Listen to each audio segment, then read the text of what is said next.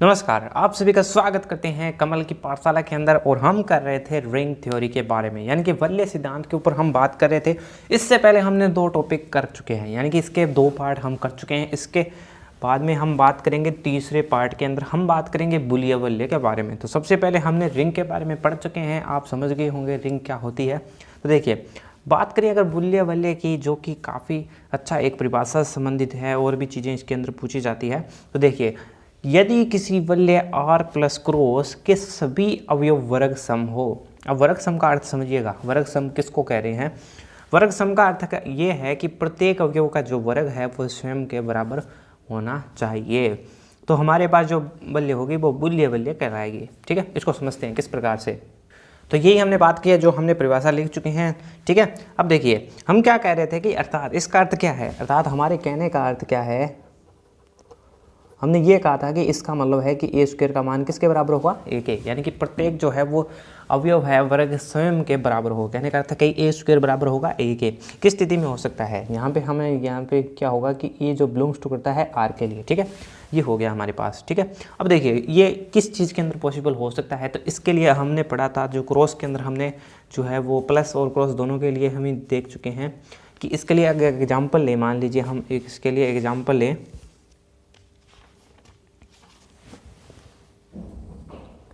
इसके लिए मान लें हमने एक एग्जांपल ले लिया जिसके अंदर क्या है, हमारे पास एक तो अवयव है 0, एक है 1, और इसके लिए हम प्लस के लगाएं या हमारे पास जो है क्रॉस के लिए लगाएं। ठीक है, इसके लिए ये मॉडुलन लगा सकते हैं हम। अगर बात करूं मैं क्रॉस मॉडुलन की, जिस प्रकार देखिए अगर मैं बात करूं क्रॉस मॉडुलन के लिए, बुलीय वलय के लिए x2 हो गया। ठीक है, अब देखिए हमने कहा था 0 0 1 और 1। ठीक है, इसके लिए हम बात कर चुके हैं कि प्लस के अंदर आर आना चाहिए। इसके बारे में हमने पहले भी चर्चा की है। अब देखिए 0 × 0 हो गया हमारे पास 0, 0 × 1 हो गया 0, यहाँ पे क्या तो 0, यहाँ पे क्या हो रहा है 1। अब यहाँ पे देखिए क्या हो रहा है हमारे पास 0 × 0 का मतलब हो रहा है 0। यहाँ पे देखिए वर्ग सम का अर्थ क्या हो रहा है कि वही चीज़ आ रही है। इसके अलावा 1 × 1 का मान क्या हो रहा है 1, यानी ये भी हमारे पास यहाँ पे वर्ग सम हो रहा है। ठीक है, मॉडुलन के लिए हमने पहले पार्ट के अंदर काफ़ी ज़्यादा चर्चाएं की थी। अगर आप में अब मॉडुलन के अंदर कोई भी डाउट है ना, तो पहले और दूसरे पार्ट को अवश्य देख लीजिएगा। ठीक है, अब बढ़ते हैं हम अगले टॉपिक की ओर। तो अगला टॉपिक है हमारे पास शून्य के भाजक, यानी कि 0 डिविजर्स। इसको समझने का प्रयास कीजिए। यदि 2 अवयवों का गुणन शून्य हो, कहने का अर्थ क्या है कि हमने 2 अवयवों को गुणा किया और वो उनका मान आ गया 0, लेकिन वे स्वयं शून्य न हो। कहने का अर्थ क्या है कि हमने क्या a क्रॉस b किया। ठीक है, हमने क्या किया, हमने मान लीजिए क्या, यहाँ पे कर लेते हैं कि a क्रॉस b किया हमने और इसका मान आ गया 0। इसके लिए क्या हो गया, यानी यहाँ कि a भी शून्य नहीं है और b भी शून्य नहीं है। कहने का अर्थ ये है कि वो दोनों स्वयं शून्य नहीं होने चाहिए, तो उनको हम कहते हैं शून्य के भाजक।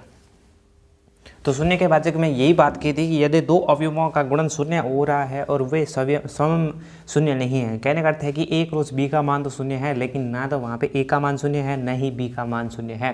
तो ऐसी स्थिति में a और b जो है वो शून्य के भाजक कहलाते हैं। ठीक है, शून्य के भाजक का ध्यान रखिएगा, हम आगे पढ़ेंगे शून्य के भाजक रहित और सहित दोनों के बारे में पढ़ेंगे।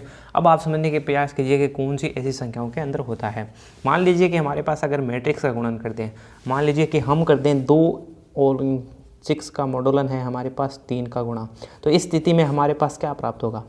ठीक है, यानी कि मॉडुलन हम कर चुके हैं पिछली संख्याओं में, यानी कि 0 प्राप्त होगा। कहने का अर्थ है कि अगर हम 2 संख्याओं का गुणा करते हैं और प्लस में लिखते हैं r का मतलब है कि गुणनखंड करके लिखते हैं। हमने मॉडुलन के अंदर पढ़ा गया था कि यहाँ पे r का मान कितना आता है 0, यानी कि 2 × जो 6 का मॉडुलन है × 3 करेंगे, अगर हमारे पास आएगा 0। इसी प्रकार यहाँ पे क्या हो रहा है, यानी कि 2 का मान भी 0 के बराबर नहीं है और 3 का मान भी 0 के बराबर नहीं है, फिर भी इसका जो गुणन है वो 0 हो रहा है। ठीक है, अगला एग्जांपल देखिए कि 3 जो है वो अगर इसको मॉडुलन कर दे 4 से, तो भी इसका मान हो रहा है 0।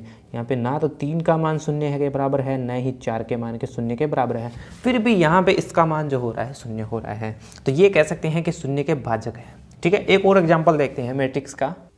देखिए अगला जो एग्जांपल है हमने मैट्रिक्स गुणन के लिए लिया है। हमने a का मान ले रखा है और b का मान दे रखा है। ठीक है, यहाँ से यानी कि मैट्रिक्स के मान के लिए है, अगर हम a × b करते हैं, यानी कि यहाँ तो ना तो a का मान 0 है, देखिए 1 आ रहा है हमारे पास, न ही b का मान 0 है। ठीक है, यानी कि कुछ ना कुछ मान है। आप देखिए अब अगर हम कर दें a × b, कहने का अर्थ है कि हमने इन दोनों को गुणा कर दिया, 1 0 0 0 और 1 0 0 0 1, जब इनको गुणा करेंगे, यानी कि इसका गुणा हो गया, यानी कि ए बी का जब हम गुणा करते हैं तो हमारे पास जो मान आता है वो आता है 0 के बराबर। लेकिन यहाँ से देखिए ए इंटू बी का मान तो हो रहा है 0, ए इंटू बी बराबर हो रहा है 0, परंतु यहाँ पे क्या है हमारे पास, न तो ए का मान 0 के बराबर है न ही बी का मान 0 के बराबर है, यानी कि न तो ए का मान 0 के बराबर है न ही बी का मान 0 के बराबर है, तो भी इसका मान हुआ 0, यानी कि यहाँ पे कह सकते हैं कि ए और बी जो है वो 0 के भाजक है। तो अब आप सुनिए, 0 के भाजक रहित वल्य लगा दिया है हमने। रहित वल्य का मतलब समझिएगा कि अगर वल्य r प्लस क्रॉस के अंदर 0 के भाजक रहित वल्य कहलाएगी अगर उसके अंदर हमारे पास 0 के भाजक विद्यमान न हो। 0 के भाजक विद्यमान न होने का अर्थ क्या है कि मान लीजिए हमारे पास हमने कहा है कि a और b बिलोंग्स टू करते हैं किससे, r से। यहाँ से हमने कह दिया कि एक की मान 0 है। 0 कब है, अगर हमारे पास या तो a का मान 0 के बराबर हो या हमारे पास b का मान 0 के बराबर हो। तो यहाँ पे क्या हो रहा है कि कोई ना कोई संख्या का मान 0 के बराबर हो रहा है। हमने कहा था कि 0 के भाजक कहलाएंगे अगर उनका मान 0 के बराबर है, अगर गुणा उनके 0 के बराबर है, लेकिन उनका कोई भी मान 0 के बराबर न हो। ठीक है, इसमें उल्टा हो रहा है, यानी कि 0 के भाजक रहित वल्य का अर्थ हो गया, यानी कि देखिए रहित का मतलब हो गया इसके अंदर नहीं आएंगे, यानी कि a और b का मान तभी 0 के बराबर होगा जब या तो a बराबर 0 होना चाहिए या b बराबर 0 होना चाहिए। ठीक है, अब बढ़ेंगे हमारे पास सहित में क्या होगा, सहित में इसका उल्टा हो जाएगा। अब देखिए अगला जो टॉपिक है हमारे पास है 0 के भाजक सहित वल्य। सहित वल्य कौन सी होगी, यानी कि वल्य r प्लस क्रॉस 0 के भाजक सहित वल्य कहलाएगी अगर उसके अंदर क्या होता है कि अगर 0 के भाजक विद्यमान हो, यानी कि r में अगर हमारे पास 0 के भाजक विद्यमान है। कहने का अर्थ देखिए कि a और b जो है हमारे पास बिलोंग कर रहे हैं r से और a b का मान 0 है, परंतु यहाँ पे क्या हो रहा है, न तो हमारे पास a का मान 0 के बराबर है न ही b का मान 0 के बराबर है। ठीक है, यानी कि ये अर्थ हो गया कि a b का मान अगर 0 के बराबर हो रहा है लेकिन ना तो a 0 के बराबर है न ही b 0 के बराबर है, तो वो हमारे पास हो जाएगी 0 के भाजक सहित वल्य। ठीक है, यानी कि रहित वल्य भी पढ़ लिया हमने, 0 के सहित वल्य भी कर लिया, क्योंकि अब हमारे पास इसका उपयोग करेंगे हम आगे। तो सबसे पहले हम देखते हैं कि पूर्णांकीय प्रांत क्या होता है। देखिए अगली हम पढ़ने वाले हैं पूर्णांकीय प्रांत के बारे में, यानी कि इंटीग्रल डोमेन के बारे में। तो सबसे पहले देखिए कि यदि हमारे पास कोई रिंग R है और एक पूर्णांकीय प्रांत तभी कहलाएगी जब उसके अंदर क्रम विनिमय तत्सम की रिंग और 0 के भाजक रहित हो। कहने का अर्थ क्या है कि यदि वह क्या होना चाहिए, यदि यह एक क्रम विनिमय तत्समक क्रम विनिमय तत्समक की रिंग यानी कि वल्य तथा 0 के भाजक रहित हो, 0 के भाजक रहित होनी चाहिए हमारे पास। कहने का अर्थ सबसे पहले देखिए कि कौन कौन सी ये गुण धर्मों का पालन करता है। ठीक है, यानी कि इसको हम d प्लस r से लिखेंगे, यानी कि d प्लस और क्रॉस से लिखेंगे। ठीक है, अब देखिए सबसे पहले है कि d प्लस हमारे पास क्या होना चाहिए, d प्लस जो है हमारे पास आबेली समूह होना चाहिए, यानी कि आबेली समूह, इसको भी हम सिद्ध करेंगे आगे। दूसरी शर्त ये है कि ये क्या हो कि d और क्रॉस जो होनी चाहिए ना हमारे पास, यानी कि ये जो है वो गुणन के अंदर हमारे पास और d क्रॉस है, ये होनी चाहिए इकाई सहित साम्य समूह। ठीक है, तीसरा जो कारण है ये कह रहा है कि तीसरा गुण इसमें होना चाहिए कि ये जो है वो d में गुणनत्मक ई विद्यमान हो, d में गुणनत्मक ई विद्यमान होना चाहिए हमारे पास। ठीक है, साथ में क्रम विनिमय हो ही गया। और एक गुण हमारे पास ये है कि इसके अंदर क्या होना चाहिए कि अगर a और b बिलोंग्स टू कर रहे हैं, यानी कि a और b बिलोंग्स टू अगर कर रहे हैं हमारे पास d से, तो ए बी का मान अगर 0 है ना, तो हमने कहा है कि 0 के भाजक रहित। इसका अर्थ क्या है, या तो हमारे पास हो a का मान 0 या हमारे पास हो b का मान 0, यानी कि अगर ऐसी स्थिति हो रही है तो वो क्या कहलाएगा, एक पूर्णांकीय प्रांत कहलाएगा। ठीक है, अब इसको हम समझ लेते हैं किस प्रकार से, कि सबसे पहले हमने बात की है कि d प्लस एक आबेली समूह होना चाहिए। इसका अर्थ क्या है, d प्लस आबेली का समूह होगा यदि उसके अंदर सबसे पहले हमारे पास साचर्यता हो। साचर्यता होने का अर्थ है कि अगर हमारे पास a b c जो बिलोंग्स टू करते हैं किससे, d से, तो यहाँ से हमारे पास होना चाहिए कि अगर हम a प्लस बी प्लस सी कर रहे हैं तो इसका मान बराबर होना चाहिए किसके, यानी कि ए प्लस बी प्लस सी के। अगर ऐसा हो रहा है तो इसका मतलब है कि वो क्या है, एक साचर्य है।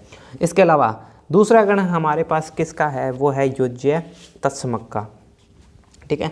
यानी कि अगला गुण है हमारे पास किसका, योज्य तत्समक, योज्य तत्समक, जिसको हम इंग्लिश में क्या कहते हैं, एडिटिव आइडेंटिटी।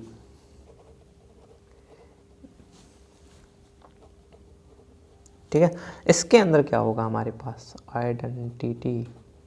देखिए इसके अंदर क्या होगा हमारे पास, अगर शून्य भी डी से बिलोंग कर रहा है तो इसका अर्थ हो गया हमारे पास कि ए प्लस शून्य को जोड़ने पर ए प्राप्त होता है। इसके बाद में हमारे पास है योज्य प्रतिलोम, यानी कि अगर ये योज्य प्रतिलोम का भी गुण का पालन करता है, ठीक है। यानी कि डी प्लस आबेली समूह कब कहलाएगा, जब वो साचर्यता नियम, योज्य तत्समक और योज्य प्रतिलोम का भी गुण का पालन करता है। योज्य प्रतिलोम का मतलब है कि ए प्लस माइनस ए भी हमारे पास क्या होगा, इसके अंदर विद्यमान होगा, उसका मान बराबर होगा माइनस ए प्लस ए के लिए कर दें और शून्य। ये जो है हमने पार्ट नंबर 2 के अंदर इसके बारे में जानकारी ली थी, यानी कि इस थ्योरम को हमने सिद्ध करके भी देखा था, ठीक है। अब हमारे पास अंतिम जो बच जाता है वो है क्रम विनिमयता, यानी कि क्रम विनिमय होगा कब, जब हमारे पास यानी कि क्रम विनिमय, ठीक है। अब देखिए कि a प्लस बी का मान बराबर होगा किसके, b प्लस ए के, यानी कि a प्लस बी करने पर या b प्लस ए कर दें हम, इसका मान आपस में क्या होगा, बराबर हो जाएगा, यानी कि क्रम विनिमयता का भी गुण आ गया। तो ये हमारे पास था कि d प्लस आबेली समूह है, ठीक है। अगला हम करेंगे कि d क्रॉस इकाई सहित सामी समूह होना चाहिए, आबेली समूह होना चाहिए। तो इस परिभाषा के अंदर आप सामी आबेली समूह कर लीजिएगा।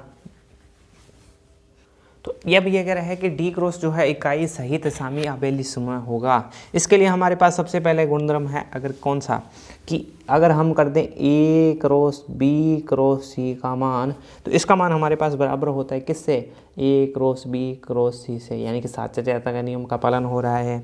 दूसरा नियम यह कहता है कि अगर हमारे पास जो है वो एक अगर डी से बिलोंग करता है तो हम इसको कह सकते हैं कि ए गुणा एक का जो मान है बराबर होगा किसके, 1 गुणा ए के बराबर हो जाएगा ए के, ठीक है। अगला नियम क्या कहता है हमारे पास, अगला नियम कहता है कि ए क्रॉस बी का मान होगा किसके, बी क्रॉस ए के, यानी कि यहाँ तक क्रम विनिमयता आ गई, यहाँ से हमारे पास इकाई अवयव के बारे में आ गया, यानी कि डी क्रॉस हमारे पास इकाई सहित सामी आबेली समूह कहलाता है।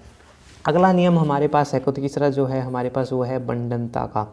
बंटनता का रोल हमारे पास 2 प्रकार से है, यानी कि हमारे पास है एक वाम वितरण नियम और एक है दक्षिण वितरण नियम। कहने का अर्थ क्या है, यानी कि अगर मान लीजिए हम करते हैं ए क्रॉस बी प्लस सी, तो इसका मान बराबर होगा किसके, ए क्रॉस बी प्लस ए क्रॉस सी के, यानी कि वाम वितरण नियम हो गया हमारे पास, ये वाम वितरण नियम, ठीक है। और दूसरा ये हो जाएगा कि अगर हम कर दें यानी कि b प्लस सी का मान इंटू ए क्रॉस कर दें, यानी कि b cross A plus C cross A, यानी कि ये है दक्षिण वितरण नियम। अगर ये इस नियम का भी पालन करना चाहिए, वितरण नियम, ठीक है। अब अगला जो लास्ट ये चीज़ है जो कि एक नई चीज़ है, ये है हमारे पास क्या है, भाजक रहित। भाजक रहित कहने का अर्थ क्या है कि हमारे पास a और b का मान हमारे पास शून्य था, यानी कि a b का मान हमारे पास शून्य था। यहाँ पे कब हो सकता है, ऐसी स्थिति कब हो सकती है, या तो हमारे पास a का मान शून्य हो या हमारे पास b का मान शून्य हो। यानी कि ऐसी स्थिति तब हो सकती है या तो हमारे पास a का मान शून्य होगा या हमारे पास b का मान शून्य होगा। और यही थी हमारे पास जो है वो पूर्णांकीय प्रांत, यानी कि पूर्णांकीय प्रांत को हमने जो है वो देखा किस प्रकार से इसकी परिभाषा होती है, किस प्रकार से इसको सिद्ध करते हैं। देखिए अब हमारे पास एक थ्योरम है, वो कहता है कि यदि हमारे पास एक वलय है झड़पी बराबर हमारे पास इस प्रकार की एक वलय दी गई है, यानी कि हमें एक मोडुलन ज्ञात करना है। ये कह रहा है कि एक पूर्णांकीय प्रांत, यह पूर्णांकीय प्रांत है, एक पूर्णांकीय प्रांत होता है यदि दी, यानी कि यदि दी का मतलब हो गया यदि केवल और केवल, यदि एंड केवल, ठीक है। यहाँ पे यदि दी लग गया है तो इसका अर्थ हमारे पास क्या हो गया, इसका अर्थ हो गया यदि दी अगर हमारे पास आता है तो इसमें हमें विलोम भी ज्ञात करना होगा, ठीक है। तो सबसे पहले हम सिद्ध करेंगे कि झड़पी एक पूर्णांकीय प्रांत है। दूसरी तरफ हम ये लेके चलेंगे कि p एक अभाज्य संख्या है, p एक अभाज्य संख्या है, तो हम ये सिद्ध करेंगे कि उसमें शून्य के बाद, यानी कि झड़पी एक शून्य के भाजक रहित है। रहित से हमारे पास क्या हो जाएगा कि रहित से हो जाएगा कि ये पूर्णांकीय प्रांत है। ठीक है, यानी कि दोनों चीज़ें सिद्ध करनी है। तो सबसे पहले हम क्या करेंगे कि हमें क्या दे रखा है, ठीक है। तो सबसे पहले हम लिखेंगे हमारे पास क्या दिया है हमारे पास कि झड़पी है हमारे पास, ठीक है। झड़पी हमें दे रखा है जो है हमारे पास 0 1 2 और ये से चलता जाएगा p-1 तक चलेगा, और ये हो जाएगा इसके लिए, प्लस के लिए और क्रॉस के लिए, इस प्रकार से, ठीक है। अब देखिए हमारे पास क्या हो रहा है इसके अंदर, यानी कि ये चीज़ हमें दे रखी है इस प्रकार से। अब देखिए क्या हो रहा है हमारे पास, हमें क्या सिद्ध करना है कि झड़पी एक पूर्णांकीय प्रांत है। हमें सिद्ध क्या करना है, सिद्ध करना है झड़पी एक पूर्णांकीय प्रांत है, ठीक है। इसमें हमें दे रखा है कि p क्या है, हमारे पास एक पजर है, ठीक है। सबसे पहले देखिए हमारे पास एक जो है वो किसके अंदर बराबर है, झड़पी में विद्यमान है, यानी कि एक बिलोंग्स टू करता है किससे, झड़पी से। इसका अर्थ क्या है कि एक क्रॉस की जो संक्रिया है, जो हमारे पास क्रॉस की संक्रिया है का तत्समक झड़पी में उपस्थित है, का तत्समक झड़पी में उपस्थित है, ठीक है। वो हमने देख लिया कि एक जो है हमारे पास जो है वो झड़पी में क्या है, उपस्थित है, यानी कि ये है झड़पी, इसके अंदर जो है वो उपस्थित है। फिर हम कहेंगे कि क्रॉस मॉडुलन गुणन संक्रिया क्रम में विनिमय होती है। ये चीज़ भी हमें पता है कि क्रॉस मॉडुलन जो संक्रिया है हमारे पास, जो गुणन संक्रिया है वो क्या होती है, क्रम विनिमय। गुणन संक्रिया क्रम विनिमय होती है, ठीक है। ये क्यों कर रहे हैं, क्योंकि हमें पूर्णांकीय प्रांत जो है वो सिद्ध करना है, ठीक है। पूर्णांकीय प्रांत के अगर हम गुणधर्म जानते हैं तो डायरेक्टली इसको सिद्ध कर सकते हैं। तीसरी चीज़ हमारे पास है कि XP संक्रिया यानी कि क्रॉस संक्रिया है, यानी कि जो क्रॉस मॉडुलन संक्रिया है उसमें झड़पी जो है वो क्रम विनिमय भी है, यानी कि गुणन संक्रिया जो हमारे पास है क्रम विनिमय हो गई। इसका मतलब क्या है कि झड़पी संक्रिया जो है, झड़पी संक्रिया क्रॉस संक्रिया है वो झड़पी क्या है, एक क्रम विनिमय भी है, क्रम विनिमय है, ठीक है। ये क्रम विनिमय भी हो गई हमारे पास। अब हम सिद्ध करेंगे कि झड़पी जो है वो शून्य रहित है। कब, ये कब हो सकता है कि जब हमारे पास p भाज्य है। अब हमें क्या सिद्ध करना है, अगली चीज़ हमें सिद्ध करनी है कि हमारे पास झड़पी भाजक रहित है, भाजक रहित है।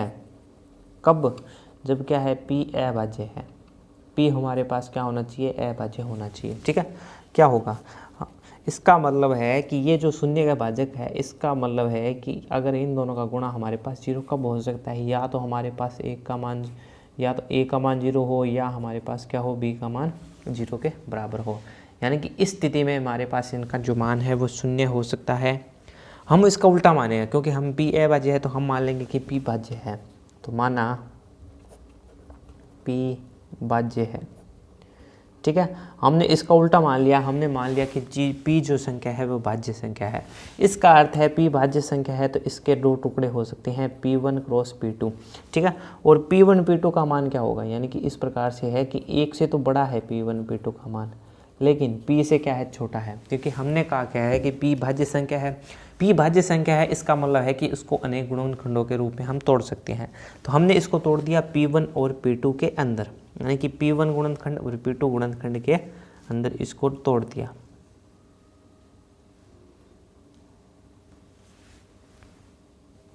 तो देखिए यदि हम इसके अंदर क्रॉस मॉडुलन लगा दें तो क्रॉस मॉडुलन के अंदर क्या होगा, यदि हमारे पास क्रॉस मॉडुलन लगा दें, p बराबर है हमारे पास p1 क्रॉस p2, और ये है अगर p के लिए लगा दें तो यहाँ से क्या होगा कि p1 क्रॉस p2 का जो मान है वो हो जाएगा 0 के बराबर, क्योंकि इसके बारे में हम पढ़ चुके हैं। अगर दोनों का गुणनखंड अगर हमारे पास p के बराबर हो रहा है तो इसका मतलब क्या होगा, ये हो गया 0 के बराबर, क्योंकि हम गुणन मॉडुलन के अंदर क्या लिख सकते हैं कि दोनों का गुणनखंड प्लस में उसका शेषफल यहाँ पे कुछ ही नहीं बच रहा है, यानी कि p मान आ रहा है।